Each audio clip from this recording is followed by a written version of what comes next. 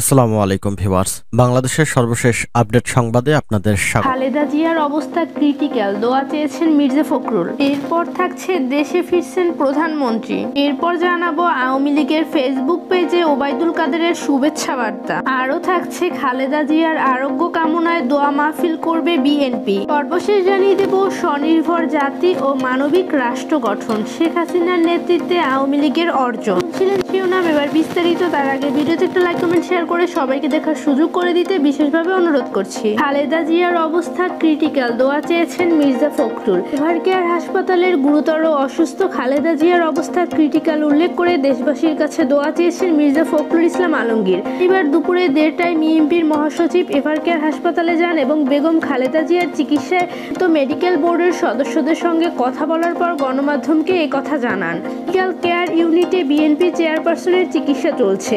এই মেডিকেল বোর্ডের চিকিৎসক, নার্স ছাড়া সবার প্রবেশ নিষেধের আরোপ করা হয়েছে। মাধ্যমকে বিএনপির মহাসচিব মির্জা ফখরুল ইসলাম বলেন, আজ 1:30টায় ম্যাডামকে দেখতে এভার কেয়ার হাসপাতালে গিয়েছিলাম। এখন তিনি সিইউতে আছেন। তার অবস্থা অত্যন্ত আশঙ্কাজনক এবং ডাক্তাররা এখন ভেতরে কাউকে যেতে দিচ্ছেন না। তিনি বলেন, আমি তার চিকিৎসার সঙ্গে নিয়োজিত ডাক্তারদের সঙ্গে কথা বলে যেটা বুঝলাম, ম্যাডামের অবস্থা বেশ ক্রিটিক্যাল। ডাক্তাররা আজকে সন্ধ্যায় সম্ভবত আবার বোর্ড মিটিং করবেন এবং বোর্ড মিটিং করে তারা পরবর্তী করণীয় নির্ধারণ করবে। তিনি আরও বলেন, আমি আহ্বান জানাতে চাই জনগণের কাছে তারা যেন ম্যাডামের সুস্থতার জন্য দোয়া করেন। আল্লাহ তাআলার কাছে সেই দোয়াই করি। বিএনপি চেয়ারপারসন খালেদা জিয়ার ব্যক্তিগত চিকিৎসক অধ্যাপক এজেডএম এ জাহিদ হোসেন বলেন, বিএনপির মহাসচিব এসেছিলেন, মেডিকেল বোর্ডের চিকিৎসকদের সঙ্গে কথা বলেছেন। ম্যাডাম সিসিইউতে ডাক্তারদের নিবিড়িত পর্যবেক্ষণে আছেন। চিকিৎসা চলছে, নতুন করে কিছু বলার মতো নেই। গুলশানের বাসায় ফিরোজার খালেদা জিয়া হঠাৎ অসুস্থ হয়ে পড়েন। শুক্রবার রাত 3:30টায় অ্যাম্বুলেন্সে করে এভার কেয়ার হাসপাতালে নিয়ে আসা হয়। দ্রুতই সিসিইউতে তাকে ভর্তি করে চিকিৎসা শুরু করেন মেডিকেল বোর্ড। দেশে ফিরেছেন প্রধানমন্ত্রী শেখ হাসিনা ভারতে 2 দিনের সরকারি সফর শেষে দেশে ফিরেছেন। শনিবার রাত 8:30টার দিকে প্রধানমন্ত্রী তার সফরসঙ্গীদের বহনকারী বিমান হযরত শাহজালাল আন্তর্জাতিক বিমানবন্দরে অবতরণ করে। এর আগে সন্ধ্যা 6:20 প্রধানমন্ত্রী এবং তার সফরসঙ্গীদের বহনকারী বিমান বাংলাদেশ এয়ারলাইন্সের একটি ফ্লাইট নয়াদিল্লির পালাম বিমানবন্দর ত্যাগ করে। নয়াদিল্লি এবং ভিভিআইপি বিমানবন্দর পালায় এয়ারফোর্স স্টেশন ত্যাগ করে ভারতের উচ্চ পর্যায়ের একটি প্রতিনিধি দল এবং ভারতে নিযুক্ত বাংলাদেশ মুস্তাফিজুর রহমান প্রধানমন্ত্রীর বিচার জানান। লোকসভা নির্বাচনের পর বিজেপি নেতৃত্বাধীন জোট টানা তৃতীয়বারের মতো সরকার গঠন করার পর ভারতের কোনো সরকার প্রধানের একটি প্রধান দ্বিশিক্ষ সফর। তাছাড়া এই সফরটি ছিল 15 দিনের কম সময়ে ভারতের রাজধানীতে শেখ হাসিনার দ্বিতীয় সফর। এর আগে তিনি 9 জুন মোদির শপথ গ্রহণ অনুষ্ঠানে আমন্ত্রিত বিশিষ্ট ব্যক্তিদের মধ্যে ছিলেন। প্রধানমন্ত্রীর এই সফরে ঢাকা ও নয়াদিল্লিতে আজ দুটি প্রতিবেশী দেশের মধ্যে ক্রমবর্ধমান সম্পর্কের আরও সুসংহত করতে 7টি নতুন এবং 3টি নবনয়িত সহ 10টি সমঝোতা সম্মান স্বাক্ষর করেছেন। শুক্রবার বিকেলে 4:45টায় সফর সঙ্গীদের নিয়ে পালাম বিমানবন্দরে পা রাখেন শেখ হাসিনা। এ সময় প্রধানমন্ত্রীকে স্বাগত জানান ভারতের পররাষ্ট্র এবং পরিবেশ প্রতিমন্ত্রী কীর্তিবর্ধন সিং।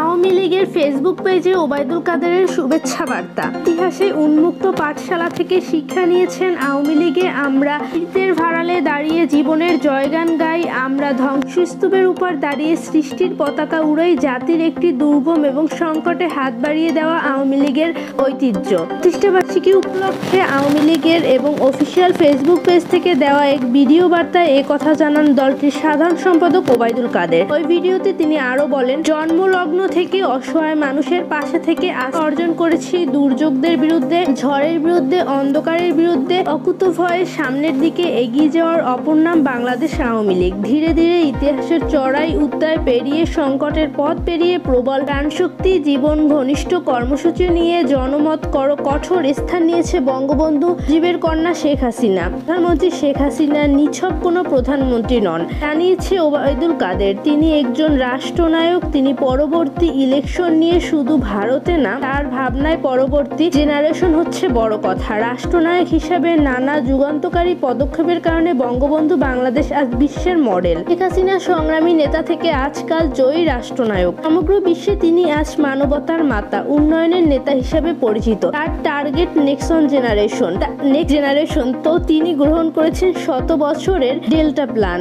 আজ সুদর নেতৃত্বে দেশের অব্যাহত উন্নয়নের অভিযানে আমরা পেয়েছি পদ্মা সেতু, কর্ণফুলী নদীর তলদেশে নির্মিত বঙ্গবন্ধু শেখ হাসিনা রহমান টর্নেল। তিনি দেশের স্যাটেলাইটের যুগে প্রবেশ করিয়েছেন, মানুষের স্বপ্নের আকাশের সীমানা পেরিয়ে পৌঁছে দিয়েছেন মহাকাশে। সুনীল সমুদ্র বিজয় থেকে শুরু করে দীর্ঘদিনের সীমান্ত সামান্য সমাধান হয়েছে তারই হাত ধরে। তরুণ প্রজন্মের স্বপ্নের metro rail, Dhaka elevated express, সবাই শেখ হাসিনার অসামান্য অবদান। খালেদা জিয়ার আরোগ্য কামনায় দোয়া মাহফিল করবে বিএনপি। এভারকেয়ার হাসপাতালে গুরুতর অসুস্থ দলের চেয়ারপারসন খালেদা জিয়ার আরোগ্য কামনায় রোববার ঢাকা সহ সারা দেশে মহানগর এবং জেলা সদরে দোয়া ও মাহফিল করবে বিএনপি।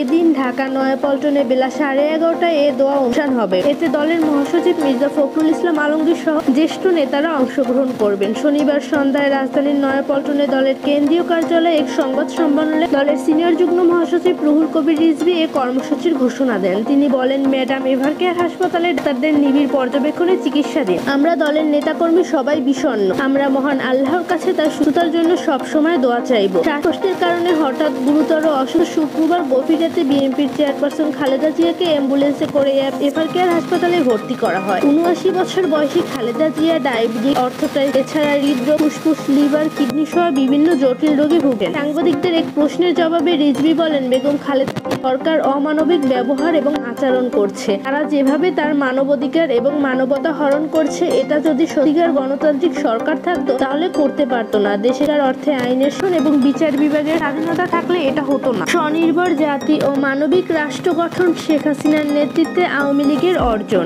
জাতির পিতা বঙ্গবন্ধু শেখ মুজিবুর রহমানের হাত ধরে যেসব পরাধীন সুশৃঙ্খল থেকে মুক্ত হয়ে স্বাধীন রাষ্ট্র হিসাবে প্রতিষ্ঠা পেয়েছে বাংলাদেশ, এমনই বঙ্গবন্ধু কন্যা শেখ হাসিনার দূরদর্শী নেতৃত্বে সেই দেশের উন্নয়নশীল ডিজিটাল রাষ্ট্র হিসাবে বিশ্বের বুকে মাথা উঁচু করে দাঁড় করিয়েছে বাংলাদেশ আওয়ামী লীগ। উগ্রবাদের করাল এবং গ্রাস মোকাবিলা করেও মাত্র 14 বছরের মধ্যে ক্ষুধাপীড়িত দেশে নিজস্ব দারিদ্র্য বিমোচন মডেলের মাধ্যমে আধুনিক আত্মনির্ভর রাষ্ট্রে রূপান্তরিত করেছে প্রধানমন্ত্রী ও আওয়ামী লীগ সভাপতি শেখ হাসিনা। 1975 সালে সপরিবারে বঙ্গবন্ধু হত্যা এবং জাতির 4 নেতাকে খুনের পর দুঃখসহ পরিস্থিতির ভেতর দিয়ে যেতে হয় বাংলাদেশকে। সেই হিংস্র থাবার কিছুটা দিগ্ভ্রান্ত হয়ে পড়ে স্বাধীন বাংলাদেশের পতাকারী দল আওয়ামী লীগ। কিন্তু পরবর্তীতে দেশে ফিরে এসে আওয়ামী লীগ পুনর্গঠনের মাধ্যমে নিপীড়িত বাঙালি জাতিকে আবারও জীবনের স্বপ্ন দেখান শেখ হাসিনা।